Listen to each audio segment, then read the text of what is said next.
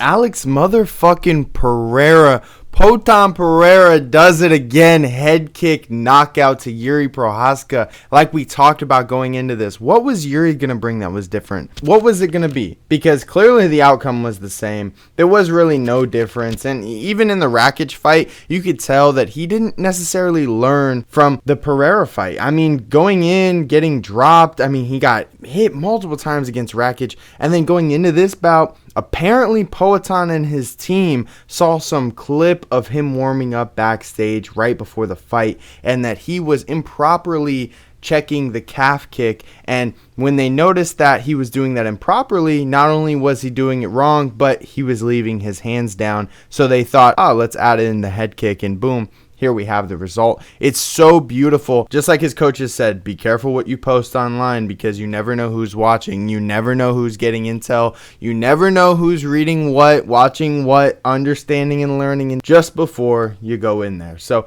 what if he never saw that? Maybe we don't get that knockout. Not saying he wouldn't have seen it in the fight. Alex is a very high IQ fighter. Who knows? He definitely could have seen it in the bout. But beforehand, watching that film, watching that clip online, not only does Alex move on with a win here, but he has gone through basically the who's who at 205 other than Magomed Ankalaev. And I don't know how many people are clamoring for that bout, to be honest with you. And I know a lot of people, Joe Rogan, online fodder, want him to go to heavyweight. We do not want that just yet. Let them settle things down. Let's get Stipe and John. Let's get Tom and Curtis. After that, let's get the winners. Let's settle the heavyweight division. Let's find out who the true champion is, whether it's John beating Tom being in that new spot. You never know what could happen. And then Alex is right around the corner for the first ever UFC's 3-division champion. I mean, it wasn't the first ever in MMA history. We've talked about that with the ONE FC Anatoly Malikin,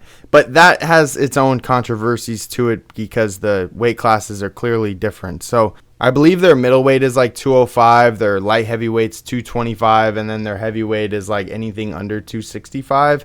I could be absolutely wrong, but clearly it's not the same as the UFC because they also have a hydration test, and they're trying to eliminate the crazy weight cutting that some people in the UFC have to go through. Not Alex at 205, but Alex at 185. I mean, it's a crazy weight cut. I'm not sure if he would be able to get that title at that weight in that promotion. Either way, this is going to be a lot more impressive. If Alex could go to heavyweight, do you know how impressive that would be? Not only to get the belt, but beat Tom or John for it. Hell, Stipe's in play. You never Curtis too. I mean, there's a lot of names he's going to have to go through in the heavyweight division. He's got the frame. He's got the size. He's got the reach. He's got the power. I mean, dude, you tell me when you watch Alex Pereira, okay? No one can even see. No one can watch that coming. No one saw that. No one could even read his fucking head kick. And it's absolutely insane because he just stands there and then it's like, whoa, it's there. It's boom. You don't even see him load up. You don't see him fucking get into a stance. You don't get him, like nothing. There is no read. It's just whop up. You're hit. That's it.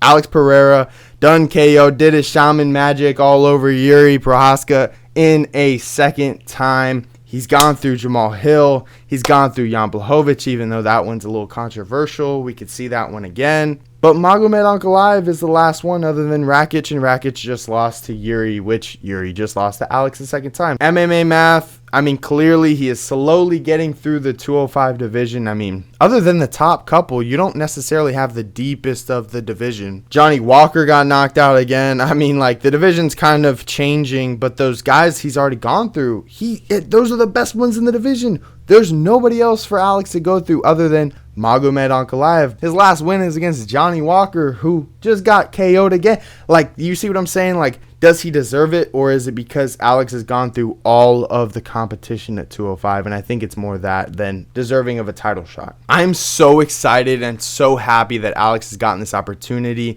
with Conor not being able to come to this card. And clearly they're going to have to cancel that entire thing and rebook and reschedule Michael Chandler's bout with him. And we don't even know when that's coming. But the fact that Alex could step in doing media, world tours, Australia, training all over the fucking world, even tied to Avasa, to come in short notice, couple weeks, not even. Dude put on a show. He is one of the greatest stars the UFC has seen.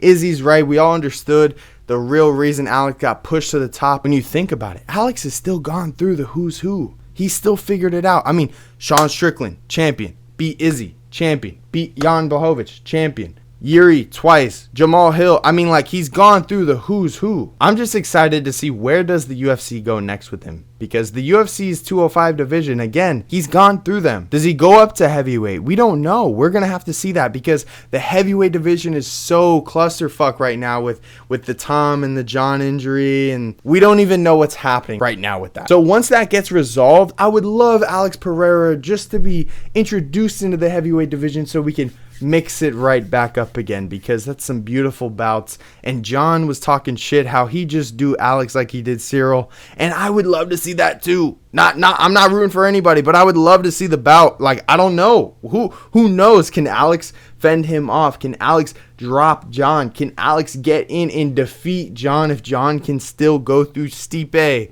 if he can go through Tom or Curtis? I mean, there are so many matchups now in the heavyweight division that we have Alex Pereira, John Jones. Hell, let's say in a crazy universe, Alex Pereira goes up to 225 or heavyweight, whatever, and he beats John. I mean, does that then go back into the time capsule of John's career? Not diminishing anything, but clearly Alex Pereira, 205 champion, goes up, beats John Jones, the greatest 205 champion, or greatest of all time, okay? Been running that division, goes up to his division now and takes the belt off of him. You telling me that story isn't incredibly crazy? That's not some GOAT status, some ridiculous accolades? Like, come on, Alex Pereira is on the cusp of doing something we have never seen before. Anatoly Malikin, first ever 3-time division MMA champion, but in the first time for the UFC. I mean, that's Conor McGregor-esque shit with the double belts. Now Alex could have 3, even though not at the same time, but 2 at the same time,